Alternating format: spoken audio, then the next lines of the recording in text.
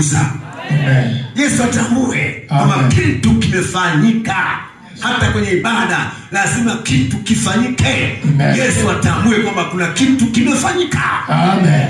Sema amina. Amen. Watumishi wa Mungu tunaelewana? Amen. Ni nani amenigusa? Bwana atusaidie sana. Amen. Bwana atusaidie. Amen. Unayo sababu ya kumgusa? Sijui. Mungu atusaidie kanisa Bwana. Amen. Mungu atusaidie kanisa Bwana. Amen.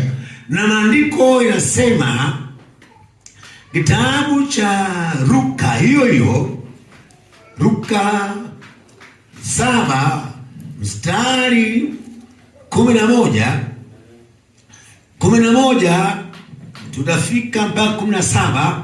Tuone tofauti hapa. Anasema hivi: baadaye kidogo alikwenda mpaka mji mmoja uitwao Naini, na wanafunzi wake walifuatana naye pamoja na mkutano mkubwa.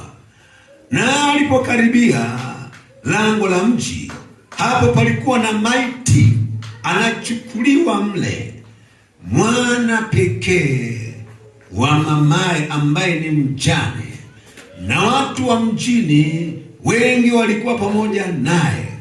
Bwana